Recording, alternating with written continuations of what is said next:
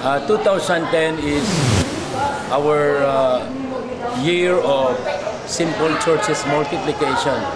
So mga partners, mga pastors, mga leaders, apostles, prophets, evangelists, pastors, teachers of the Jesus for All Nations, let us apply the word. And my message this last Sunday of December 2009 is the importance of father and son relationship in the house of God. That we pastors, may muna tayong mga fathers, o ang atong mga gipantudluan maging sons, and someday they will become good fathers. According to 1 Corinthians 4:14 and 15, ingon pa ni Pablo, nahimo ko rin yung tatay sa gospel. That's why kamo nahimo na kong mga anak. Even Paul himself, itawag niya kang gulingon of father. So ako nakita ang Elijah ministry, and Elisha is about fathering and sonship. Muna kulang sa dagang simbahan, daghan mga tao nga naglakaw walay tatay o wala po nahimong mga buutan nga mga anak. Okay? I believe that 2010 for us is a fruitful year. Let's apply father and son relationship like Jesus, who became a good son, then he became a good father. God bless us all.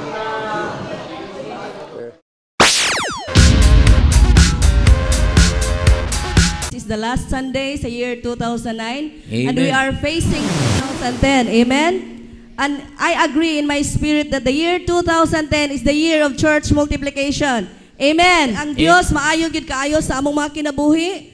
We stand because of the grace of God. Nakahimo mi sa among mga trabaho, sa mga buluhaton sa Dios. Tungod kay ang Dios maayo. Amen. Gusto na ko mahitabo sa year 2010 is that the more patagamiton sa Dios, daghang opening. I agree sa gisulti ni Bishop Bing, kita manggawas na ta dinhi and will spread the word of God, will introduce Jesus to the whole world. Daghang mahitabo nga mga cell groups, Bible studies, churches nga matukod. The word of God is power. The word of God is the blessed instrument through which the Holy Spirit does His work. Kung ang Holy Spirit mamuhat sa imong kinabuhi, matingala ka ug unsay mahitabo nganong naon sa kanang imong kinabuhi tungod sa balang espiritu nga nagpuyo diha kanimo. Ug ang akong verse nga akong paambit diha kanimo mo ang Isaiah 54 verse 18. Musuwag sila pag-ayo. Pag-ayo, naay pag-ayo. Sa ato pa dili tihik. Musuwag pag-ayo. Mao kanang buot pasabot sa pulong akong nakutlo sa diyang iyakong gitagaan og mensahe sa akong kasing-kasing. Amen. Hallelujah. Hallelujah. Nadunggan ton Jesus. Sa ingon niya, kunon sa inyong ipamulong diya, gituhuan na to. Dili ipamulong-pamulong lang, gituhuan yun na to. I believe nga ubanan, dublihon pa ni mo Lord, dasigon mo pa kami, tangaan mo pa kami, og kusog og gahom, og dako pagyod ang among budako, pagyod ang among pagtuo. Kanimo Lord Jesus, nga ikaw ang Dios nga naghatag namo og kadasig og kabaskog kalig-on kamaayo sa among pagkinabuhi. Sulod na kami hapit sa year 2010.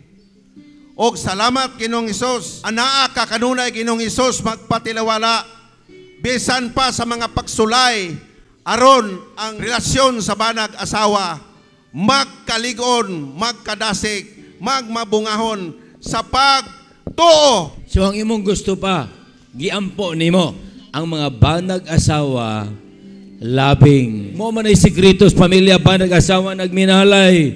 Mo yun mo namin. Aha. Mo asinso gigaigson, promise man ni Lord. Gingon ni Bishop gina ang ba na to ato gini kanunay ilitok kinaadiri ang gahom. Akong ideklara gyud 2010. Ayaw gyud sugot igsoon nga dili ka muuswag kay ang plano sa Dios kanato muuswag gayud kita. Praise the Lord. So uswag kauban sa atong plano pero naa diya nga Lord pang-uswaga kami. Ato ning dawaton sa atong grupo. Amen.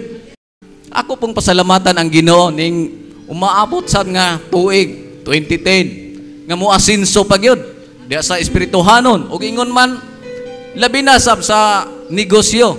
Ako po ning pangayon nga moasinso karong 2010. Og daghang salamat og akong gipasalamatan ang Ginoo. So asinso spiritual Amen. O sa negosyo specific. Opportunity nga makaistorya kaninyo dinhi sa inyong atubangan. Ako maistorya bahin sa akong pagpangalagad sa Ginoo, mo yung pinaka-importante sa akong kinabuhi. Unsay moabot nga challenges sa akong kinabuhi karon, ako nang atubangon karong adlaw. Wala na ako gi-consider gali akong kagalingon nga usa ka negosyante. It's a blessing from God nga kana bitaw ang negosyo na mo moduol sa kuha.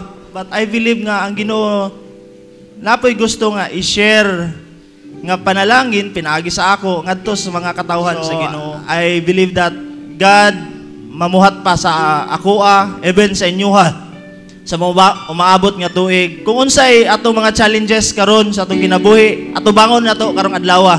Kay ugma lahi na pod nga mga atubangon nato nga problema, atubangon nato dawaton nato nga panalangin. Pulong.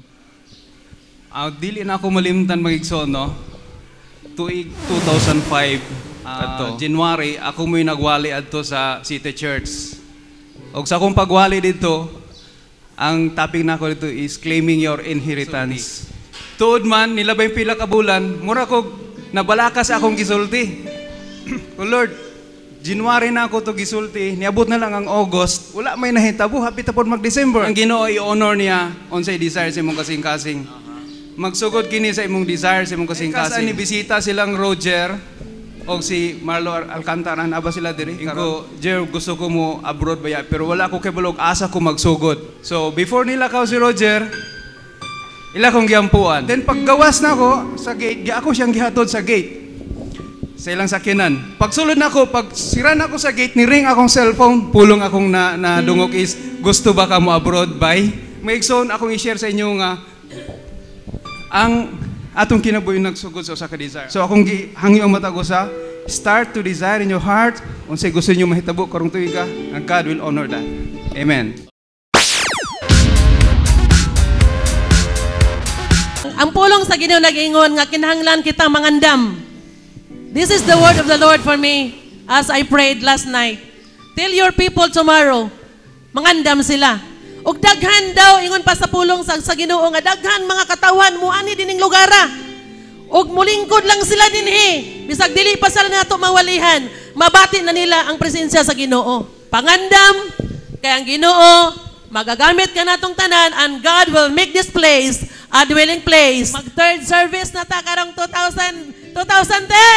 Atong pagpaka ng Dios. Hallelujah. Doon na third service nga himuon sa Ginoo. Pangandam kaya ang Dios doon na kong himuon sa atong iglesia o ang Dios magagamit ka nato ng katapusang mga adlaw. Tell them, as surely as I live, declares the Lord, I will do to you exactly as I heard you say. So unsa ko na ito ipamulong, mahitabo na siya. So akong ipamulong karon sa inyong atubangan, kini nga simbahan, mahuman ni siya, ma-aircon ni siya. Oh, hallelujah, aircon ganyan. Wala imposible sa Ginoo. Dugay na nako na nga prayer in ko, Lord, di ko mosugot Ginoo nga mobalik ka nga kani nga simbahan di mahuman. The Lord impress akong kasing-kasing 70% of the population sa Bugo mahimong Christian. So 70% of the population sa Bugo mahimo ginang born again Christian before mobalik si Jesus 70%. Christ. Dili lang kay kini nga simbahan ang mapuno. Tanan nga simbahan sa Bugo. Mapuno gina siya ug halos tanan population diri mga lagad sa atong buhi nga Dios. Amen. Hallelujah. Atong ibalik ang tanan dungog himaya pagpasalamat sa Ginoo. Nga kini nga dapit mapuno po ni siya mga building.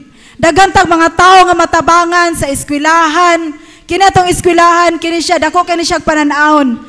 Nalipay ko kay dunay mga tao diri nga gitandog sa Ginoo nga nagsacrifice bisag gamay kay ilang sweldo.